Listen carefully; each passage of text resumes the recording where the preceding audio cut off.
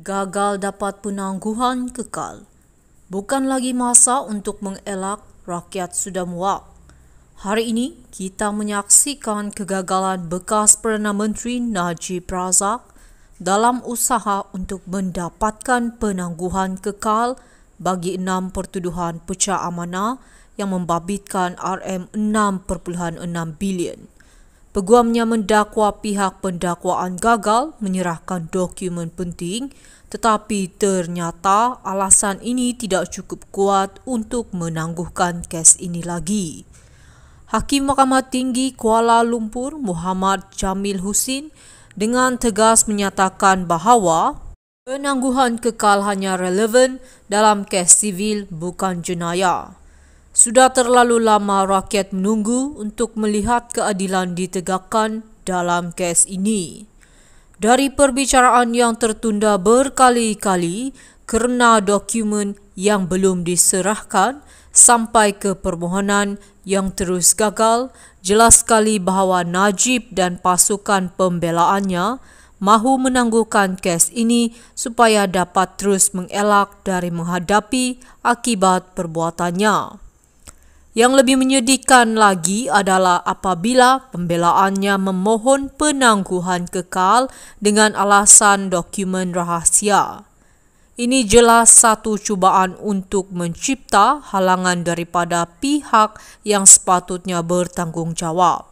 Sejak 2018, Najib dan Irwan Serigar Abdullah telah mengelak daripada pertanggungjawaban dan kini mereka masih cuba menggunakan segala cara untuk melambatkan proses perbicaraan.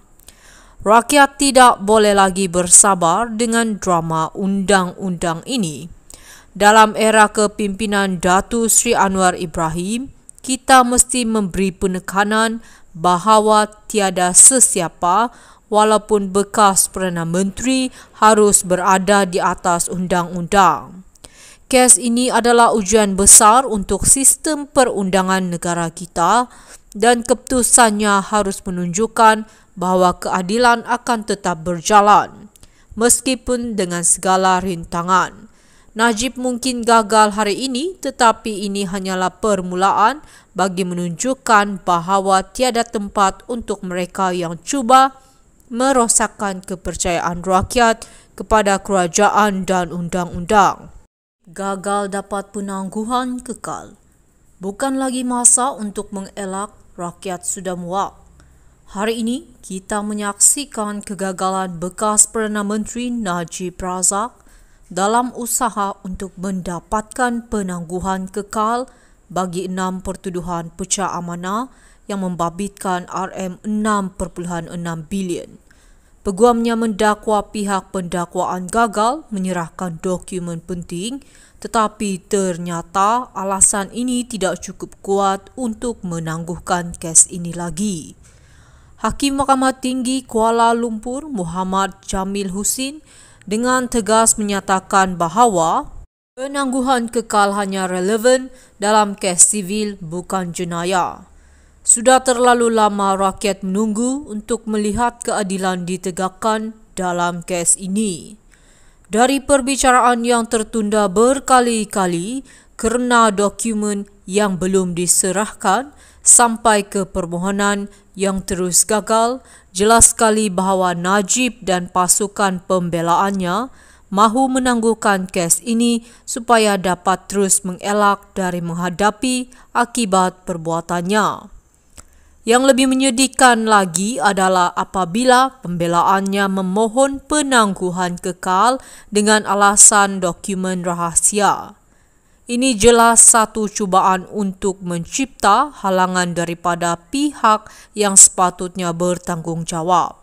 Sejak 2018, Najib dan Irwan Serigar Abdullah telah mengelak daripada pertanggungjawaban dan kini mereka masih cuba menggunakan segala cara untuk melambatkan proses perbicaraan. Rakyat tidak boleh lagi bersabar dengan drama undang-undang ini. Dalam era kepimpinan Datuk Seri Anwar Ibrahim, kita mesti memberi penekanan bahawa tiada sesiapa walaupun bekas Perdana Menteri harus berada di atas undang-undang. Kes ini adalah ujian besar untuk sistem perundangan negara kita dan keputusannya harus menunjukkan bahawa keadilan akan tetap berjalan, meskipun dengan segala rintangan.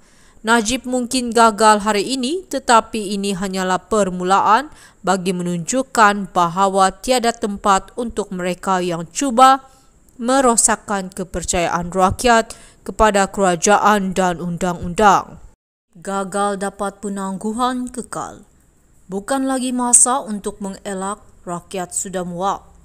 Hari ini, kita menyaksikan kegagalan bekas Perdana Menteri Najib Razak dalam usaha untuk mendapatkan penangguhan kekal bagi 6